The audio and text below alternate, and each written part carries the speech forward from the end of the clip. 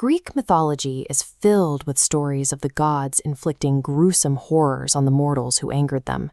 We see them strapped to burning wheels, transformed into spiders, or sentenced to have an eagle tear out their liver day after day. Yet one of their most famous punishments involves no physical mutilation at all. Sisyphus was simply ordered to roll a massive boulder up a hill, only to watch it tumble back to the bottom just as he reached the top. While other myths rely on outrageous cruelty to stay relevant, this story has endured for a different reason. It has outlived the monsters and the gore, lingering in the collective memory because of its psychological weight. But why would the gods, capable of infinite cruelty, choose simple manual labor to punish history's most notorious rogue? To understand the true horror of that hill, we have to look past the boulder and deconstruct the mind of the man who earned it. Sisyphus was the first king of Ephyra, modern-day Corinth. He was a clever ruler who made his city prosperous, but he was also a devious tyrant who murdered visitors to show off his power, a direct violation of the sacred traditions of hospitality. His real trouble began when he witnessed Zeus kidnapping a nymph. Sensing an opportunity, Sisyphus traded Zeus's secret trail to the nymph's father, a river god, in exchange for a fresh water spring for his city. When Zeus found out, he sent Thanatos, or Death, to chain Sisyphus in the underworld so he couldn't cause any more problems. But as he was about to be imprisoned, Sisyphus asked Death to demonstrate how the chains worked. Before the god could react, Sisyphus bound Death in his own shackles and escaped back to the land of the living.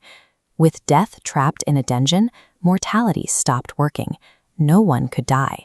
Battles lost their meaning, and the world was thrown into total chaos. Things only returned to normal when Ares, the god of war, realized combat wasn't fun if his enemies couldn't be killed. He intervened, freeing Thanatos from his chains. Sisyphus hadn't just angered Zeus. He had proven that a mortal could break the mechanics of life and death through sheer wit. Even with death on his doorstep again, Sisyphus had a failsafe. He instructed his wife, Merope, to throw his body into the public square without a proper burial. Once he reached the underworld, he approached Persephone, queen of the dead. He complained that his wife had disrespected him, using the lack of a funeral to paint himself as the victim of a grieving, neglectful widow. Persephone granted him permission to return to the living just long enough to punish his wife, on the condition that he would return immediately. Sisyphus, of course, refused to keep his word. He stayed in the sunlight, having now escaped the grave twice by outthinking the gods. There wouldn't be a third time. Hermes, the messenger god, was sent to drag Sisyphus back to Hades by force. Zeus designed a punishment that accounted for Sisyphus's intellect. The boulder would always roll back down just as it approached the summit, creating a loop where no amount of effort could lead to an ending. Zeus stripped the trickster of his agency. For a man who lived by outmaneuvering his surroundings, his new reality was a task where his cleverness was entirely useless. Historians suggest the tale might have originated as an allegory for natural cycles, like the rising and setting of the sun. But as the centuries passed, the story shed these literal cosmological roots.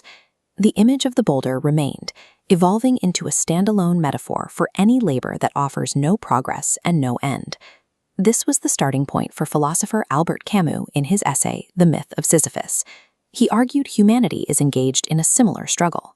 We possess a desperate desire for meaning and truth, but live in a universe completely indifferent to that search. He called this the absurd, the clash between our internal need for purpose and the repetitive, silent reality of the world around us. Camus took the myth a step further by focusing on Sisyphus as he walks back down the hill to begin again. In that moment, the king is fully conscious of his fate. That consciousness is where Sisyphus finds his power. He doesn't defy the gods by escaping, he defies them by choosing to push the rock anyway, fully aware of the outcome. Our daily lives often feel equally repetitive, but we give those struggles significance by embracing them as our own. We must, as Camus famously concluded, imagine Sisyphus happy.